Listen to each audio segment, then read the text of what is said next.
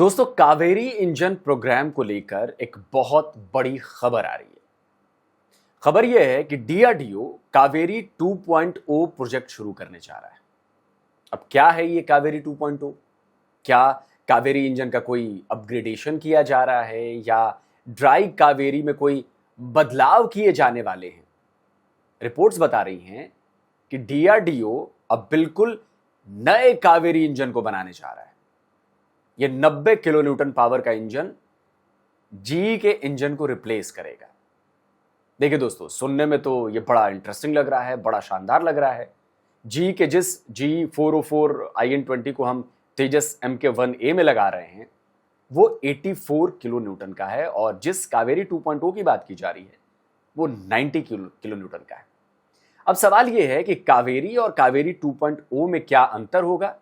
तो बात यह है कि डीआरडीओ और गैस टरबाइन रिसर्च एस्टेब्लिशमेंट यानी GTRE ने कावेरी प्रोजेक्ट को नया जन्म देने का फैसला किया है। कावेरी 2.0 में कावेरी इंजन के कोर को ही नया बनाया जा रहा है। ऐसा कोर जो 90 किलो न्यूटन का पावर जनरेट कर सके। यानी नए कावेरी इंजन का केवल डिजाइन या हल्का फुल्का उसमें बदलाव ही नहीं किया जा रहा है, बल्कि इसके बेसिक स्ट्रक्चर में ही बहुत बड़ा चेंज किया जा रहा है। और यही चेंज कावेरी 2.0 को कामयाबी दिला सकता है। आपको पता है कि जो पहले वाला कावेरी इंजन है उसमें ड्राई थ्रस्ट में 52 किलो न्यूटन और आफ्टर बर्नर यानी वेट थ्रस्ट में 81 से 85 यानी कि 85 किलो न्यूटन तक की क्षमता तक उसको पहुंचाना था। लेकिन टेस्ट के दौरान ये इंजन अपने टारगेट से बहुत ज्यादा पीछे रह गया। ड्राई थ्रस्ट में इसका टारगेट 52 किलो न्यूटन तक था और ये 49 से 51 किलो न्यूटन तक पहुंचा। यानी करीब करीब इसने अपना टारगेट इस वाले सेगमेंट में अचीव कर लिया।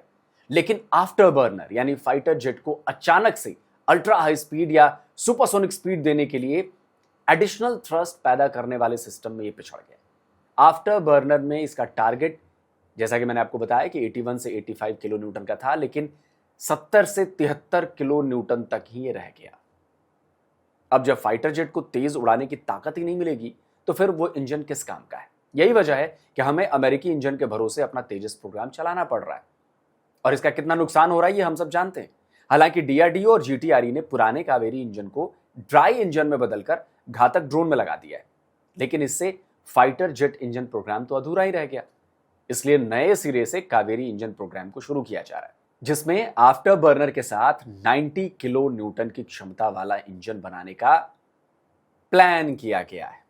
कावेरी 2.0 का लक्ष्य 55 किलो न्यूटन से 60 किलो न्यूटन का ड्राई थ्रस्ट और आफ्टर बर्नर के साथ 90 किलो न्यूटन से 100 किलो न्यूटन का वेट थ्रस्ट हासिल करना है।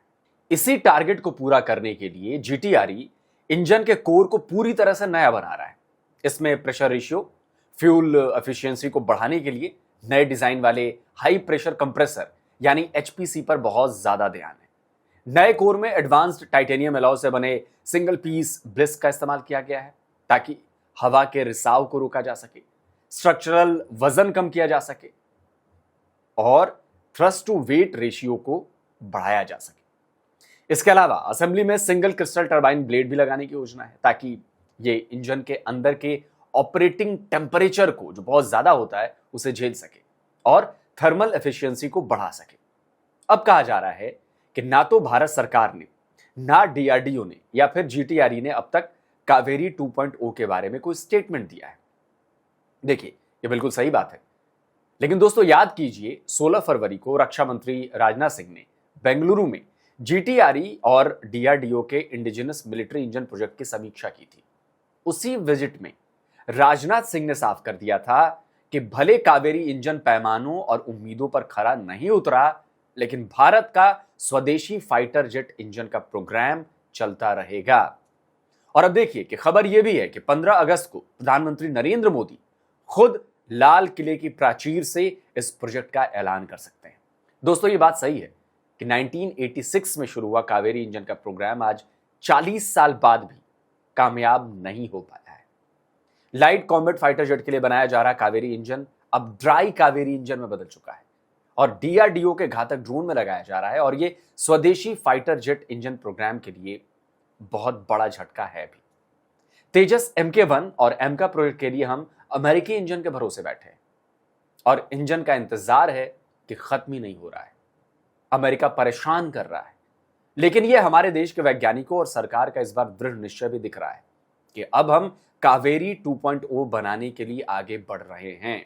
अगर यह प्रोजेक्ट कामयाब होता है तो दोस्तों कावेरी 2.0 अमेरिकी F404 इंजन को टक्कर दे सकता है, जिसे हम तेजस Mk1A में इस्तेमाल कर रहे हैं। G404 84 किलो न्यूटन का मैक्सिमम थ्रस्ट पैदा करता है, जबकि कावेरी 2.0 का टारगेट 90 किलो न्यूटन से 100 किलो न्यूटन तक का है।